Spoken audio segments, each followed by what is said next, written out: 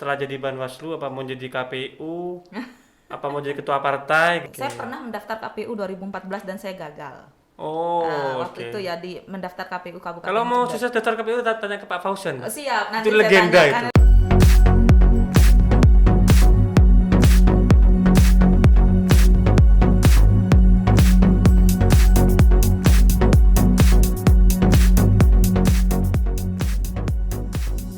Oke, bismillahirrahmanirrahim. Assalamualaikum warahmatullahi wabarakatuh. Malam hari ini video podcast saya lanjutan. Bintang tamunya ini gimana ya? Rumit lah. Ini santri tapi kok jadi pejabat. Kok bisa ya santri jadi pejabat? Selamat malam Mbak Eli. Selamat malam Dr. Farhat. Oke. Jadi Mbak Eli ini adalah salah satu anggota Banwaslu Jawa Timur. Mbak langsung Mbak dulu kok bisa langsung jadi Banwaslu? Gimana ceritanya? Jarang loh orang Madura perempuan bisa berkarir. Monggo. Oke. Baik, terima kasih Dr. Farhat. Selamat malam untuk viewernya Dr. Farhat. Jangan lupa like, subscribe. Farhat Suryaningrat. Oke, perjalanannya cukup panjang memang dokter. Jadi saya ini asli Cedi ya, Kecamatan Socah, Cedi. Bangkalan. Saya memang lahir dan besar di Bangkalan sampai SMA, dan kemudian 2001 saya hijrah ke Jember karena harus kuliah di sana.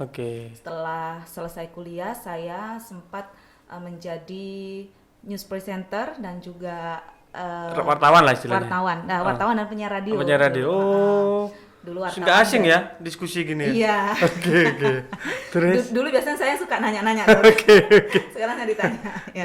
Jadi saya 10 tahun di dunia radio, baik wartawan maupun presenter radio. Kemudian setelah itu tahun 2015 saya menjadi Panwas Pilkada, mendaftar waktu itu ya. Panwas Pilkada nasional ya apa? Enggak, Panwas Pilkada Kabupaten Jember. Kabupaten Jember. Kabupaten Jember tahun 2015. Waktu itu masih ad hoc, jadi masa jabatannya hanya setahun. Setelah 2016 saya mendaftar di Komisi Penyiaran Indonesia Daerah Jawa Timur. Jadi KPID Jawa Timur. Di pertengahan jalan saya diterima menjadi Bawaslu Jawa Timur, Dok. Sebentar. Jadi dari Cedi ya? Iya, Cedi itu SD-nya di mana berarti? SD-nya saya dulu SD Cedi 1, Cawu 2 saya pindah. Oh. Cawu 2 saya pindah ke Demangan 1 Bangkalan.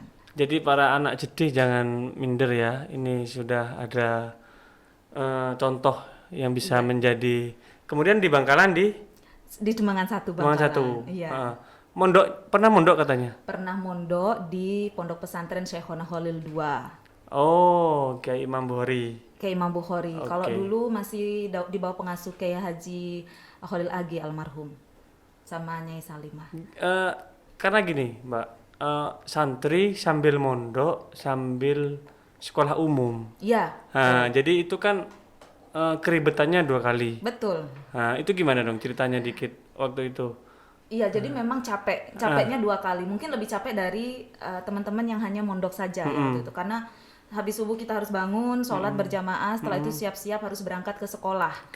Sekolah SD, SMP, SMA yang harus di luar, karena di pondok waktu itu belum ada sekolah di dalam kan. Setelah itu pulang, buru-buru harus segera masuk ke madrasah. Gitu kan, karena madrasah 1:30 masuk, sementara kita pulang sekolah juga 1:30. Jadi kita dipastikan terlambat lah masuk madrasah. Enggak apa-apa waktu itu? Enggak apa-apa, karena memang tahu kita sedang sekolah di luar. Setelah selesai, 3:30 selesai, kita juga buru-buru sholat, ganti pakaian, sorenya ngaji kitab biasanya, Dok. Ngaji kitab kuning juga enggak? Ngaji kitab kuning, jadi ahli baca kitab kuning ini? Enggak juga sih. Tapi bisa ya? Insya Allah. Wah, luar biasa ini. Saya aja yang keturunan luar enggak bisa. Monggo, terus Mbak. Jadi setelah asar selesai kita menuju maghrib, sholat jamaah kan. Setelah maghrib mengaji, setelah itu isya. Nah setelah isya baru agak free, kecuali malam Selasa sama kan malam ada PR Jumat. tuh di sekolah Iya, gimana? Betul. Nanti mengerjakannya setelah sholat isya. Luar biasa ya.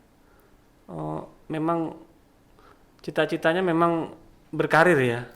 Dari awal kok memutuskan gini, orang Madura itu kan perempuan gitu ya. Wes ping lulus sekolah suruh berkeluarga gitu. Rata-rata kan begitu. Kok sampean ini kok lolos dari jebakan tradisi gitu. Iya, Dok. Itu berkat orang tua sesungguhnya. Oke. Bapak dan ibu saya yang sangat sangat ingin anaknya itu punya pendidikan yang tinggi, pengen berkarir begitu ya. Oh. Itu keinginan orang tua. Sesungguhnya dulu ketika selesai SMA, saya ini sudah diterima di Akademi Kebidanan, Dok. Jadi bapak saya dan ibu saya itu pengen sekali dulu. Untung sampean nggak jadi bidan. Banyak sekarang bidan soalnya. Saingannya tambah banyak ya, Dok. Ya. Terus. Sudah diterima, tapi saya tidak passion di situ. Saya merasa tidak passion. Oh, tidak passion. Karena mungkin melihat mbak saya. Mbaknya bidan. Mbak dulu di Akper, Oh, UNER. Akper. Di UNER, Universitas Erlangga. Setelah itu menjadi dosen Poltekkes Malang. Jadi tapi saya karena tidak passion, akhirnya ya sudah saya ikut UMPTN waktu itu. Mbak masuk di UNED. FISIP, iya. FISIP. FISIP, FISIP UNED ini kan. Betul. Oh, FISIP itu kan memang ilmu sosial politik ya. Ilmu sosial politik, Oke. betul, dokter. Nah, waktu di UNED itu kok istilahnya ada ketertarikan di dunia newsletter ya, Pak? News ya tadi. Iya. Di dunia media lah ya. Betul. Jadi ketertarikan saya ke dunia tulis menulis, dunia media itu sebenarnya sudah sejak SD. Sejak SD tuh udah senang sekali kalau misalnya lihat berita. Ya, lihat berita, mengikuti perkembangan berita ditemani almarhum bapak. Biasanya begitu. Kemudian mendapatkan momentumnya itu ketika kuliah, karena kuliah itu kan banyak UKM-nya, Dok. Salah satunya UKM Persma ya. Jadi saya berarti aktif di kemahasiswaan ya? Iya. Terus banyak kawan kan, aktif di beberapa organisasi lah waktu di mahasiswa, termasuk di PMII. PMII. Ya, betul. Kalau semasa di pondok dulu waktu di Keholil AG, saya di IPPNU. Memang sudah aktif ya, organisasi ya dari dulu ya. Karir di Banwaslu ini berarti setelah menjadi Panwas di kabupaten ya? Panwas kabupaten, terus itu mengalahkan berapa saingan tuh tes-tesnya itu? Waduh, waktu itu ratusan, Dok, saya nggak hafal. Nggak ada koneksi ya? Karena tesnya CAT kan, saringannya CAT. CAT. Jadi tes tulisnya udah langsung komputer, udah langsung kelihatan waktu itu nilainya berapa. Memang. Jadi nggak bisa literasi bacanya banyak mungkin sampai jadi. Iya. Jadi kan isunya kan kalau menjadi gitu harus ada koneksi, harus mungkin dengan CAT ini kan mengurangi isu-isu tersebut ya, Mbak? Iya, bahwa kalau kita berorganisasi sejak kecil begitu ya, koneksi kita banyak, itu wajar. Wajar. Okay. Tetapi ketika ada saringan seleksi seperti ini, tidak hanya bisa mengandalkan itu, karena harus ada tes tulis yang sangat transparan. Iya. Jadi kalau misalnya sudah kelihatan, Dok, ini nggak lolos, sudah langsung ya? Semua peserta kan bisa langsung mengakses waktu itu. Jadi nilainya berapa? Luar biasa ini, termasuk yang Mbak Eli ini, karena ini saya angkat bintang tamu Mbak Eli ini, saya ingin Mbak memberikan gambaran ke masyarakat Bangkalan. Sekarang ini kan di kita itu ya, mohon maaf, marak-marak di kasus pemerkosaan, kasus narkoba. Maksud saya generasi Bangkalan ini ada loh wanita yang bisa berkarir, ada wanita yang bisa sukses. Itu ketertarikan saya mengundang Mbak Eli, salah satunya itu. Kemudian ini Mbak, sekarang kita bahas ke pilkada ya, sisi politik. Kenapa pemerintah itu kok masih melakukan pilkada di tengah pandemi? Padahal logikanya, maaf nih ya, bisa diundur kan, bisa ditunda. Dalam tanda kutip, kalau ke bupati bisa dikasih PLT dulu, atau gubernur bisa PLT dulu, sampai pandemi ini reda, baru kita melakukan pilkada. Karena kan resiko di pilkada itu kan berkumpul, betul. Sosialisasi gitu. Gimana Mbak pandangannya? Iya, sesungguhnya dalam hal ini kita tidak boleh mengomentari ya, Dok. Karena kita adalah penyelenggara tetapi waktu itu memang ada penjelasan dari pemerintah bahwa kita bisa melaksanakan pilkada di tengah pandemi, tentu dengan protokol kesehatan yang sangat ketat. Jadi seluruh penyelenggara pemilu, baik itu KPU maupun Bawaslu, waktu itu ya mau tidak mau harus bersiap untuk melaksanakan pilkada di masa pandemi ini, sehingga seluruh aktivitas kita langsung seketika itu juga menyesuaikan dengan protokol COVID. Jadi kalau kita kemana-mana kita pakai masker, face shield, hand jaga jarak gitu ya. Jaga jarak juga begitu, Dok. Karena kita ingin menyampaikan kepada masyarakat bahwa pilkada ini masih bisa dilaksanakan dan kita masih bisa bersama-sama melaksanakan itu. Gitu, Dok. Sesungguhnya kan sudah ditunda. Awalnya pilkada itu kan 23 September. Oke. Ditunda 3 bulan ke 9 Desember. 9 Desember. Tuh, mudah-mudahan pandeminya segera berakhir ya, Dok. Oke, bismillah lah. Amin, amin, amin. Jadi pilkada tetap jalan. Ada nggak perbedaan secara teknis nanti ya di lapangannya? Sekarang pilkada itu kan ada kampanye, Betul. ada verifikasi data lah ya, Betul. ada pemungutan suara. Betul. Gimana Mbak? Teknis nanti kira-kira biar masyarakat tahu lah. Ini Ya. kira-kira perbedaannya apa nanti? Mulai sekarang sebetulnya sudah sangat kelihatan, Ah. terutama terkait dengan protokol COVID dan bagaimana kita menjaga jarak ya, physical distancing dengan masyarakat. Jadi seluruh petugas, baik itu dari jajaran KPU dan Bawaslu, itu pakai masker dan pakai sarung tangan. Oke. Bahkan ada yang pakai face shield, gitu ya Dok ya. Itu di lapangan seperti itu. Nanti pada saat hari H juga sama. Jadi TPS itu didesain sedemikian rupa. Masyarakat jumlah pemilih yang awalnya 800 dikurangi sampai maksimal 500 di masing-masing TPS. Ini untuk menjaga atau mencegah kerumunan orang lebih banyak di TPS. Kemudian setiap pemilih nanti dipastikan cuci tangan pakai sabun, hand sanitizer, masuk TPS dia pakai sarung tangan plastik.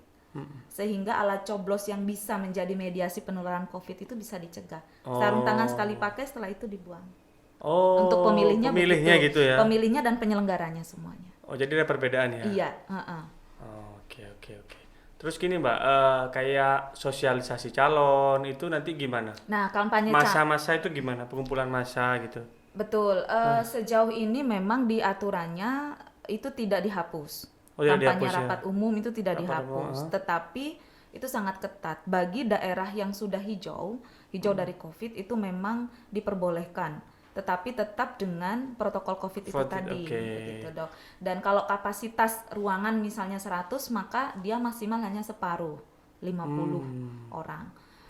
Jika tidak, maka dia harus dilakukan secara daring. Beberapa kegiatan yang bisa dilakukan secara daring, dilakukan secara daring. Tapi kalau tidak, misalnya pleno, begitu Dok, harus ketemu tatap muka. Ya. Ada lobby-lobby gitu ya, keputusan yang perlu kolektif kolegial gimana itu? Iya, itu harus tetap tatap muka. Tatap muka tapi dengan jumlah yang sangat terbatas. Oh, anggota Bawaslu berarti berapa orang Mbak? Berarti? Kalau di Jawa Timur 7. 7 ya. 7. Oke. Sekarang gini, kita bahas pilkada sudah. Rencananya Mbak Eli nih berkarir ini setelah jadi Banwaslu apa mau jadi KPU? Apa mau jadi ketua partai gitu loh. Loh, ini kan sudah banyak contoh, ada National Banding Room, ada ini. Kira-kira banyak penyelenggara yang kemudian ke jadi ketua partai politik begitu ya, Dok, oke. ya. Gimana? Dunianya sudah begitu. Dunianya sudah begitu. Tapi saya sih mengalir saja sih Dok. Dulu saya tidak ada bayangan untuk menjadi Bawaslu ya. Saya pernah mendaftar KPU 2014 dan saya gagal. Waktu itu ya di mendaftar KPU Kabupaten. Kalau mau Jember. sukses daftar KPU tanya ke Pak Fauzan. Siap, nanti itu saya legenda tanya. itu. Kan legenda ya kalau KPU di Bangkalan ya. Mas Fauzan mudah-mudahan sehat selalu Mas Fauzan. Waktu itu gagal begitu.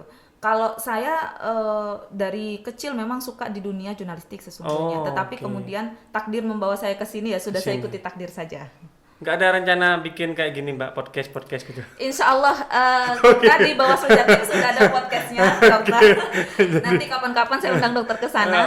Kita bicara tentang pandemi, pilkada di tengah pandemi. Jadi sampai nanya-nanya nanti ya. Siap. Oke, jadi karena basicnya memang wartawan, istilahnya apa ya, jurnalistik ya. Sekarang itu contohnya Mbak, seperti Najwa Shihab itu kan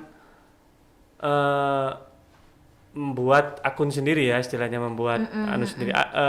Ada nggak sih kerinduan untuk kembali ke dunia? Sangat rindu dokter. Ada ya. Kembali ke dunia media gini loh. Iya. Saya aja yang nggak basic media seneng loh kayak gini. Apalagi saya dong. Nanya-nanya orang gitu ya. Kalau itu seneng loh. Apalagi yang sudah dari dulu berbasic media gimana? Iya. Ada dua hal yang sering saya rindukan. Ada dua hal yang satu suasana di pondok ya, itu tidak ditemui di tempat lain. Di mana aja ya. Okay. Kemudian suasana di ruang siaran, Dok. Oh gitu. Itu membuat saya rindu. Dan ketika kita harus mencari data dan fakta di lapangan, itu perjalanan hidup yang membuat saya selalu harus menoleh ke belakang karena rindu. Oh gitu Pak, ini puisi ini kayaknya. Saya jadi judul kaos. Iya. Harus menoleh ke belakang karena rindu.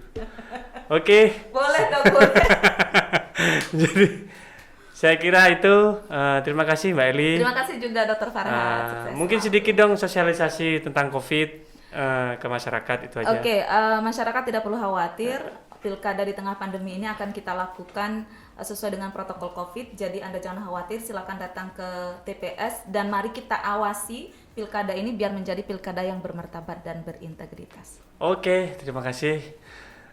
Jangan lupa untuk subscribe The Farhat Show, para followernya Mbak Eli. Semoga Banwaslu Jatim sering mengundang saya untuk jadi pemateri. Terima kasih. Amin. Terima Assalamualaikum kasih juga Dokter. warahmatullahi wabarakatuh. Waalaikumsalam.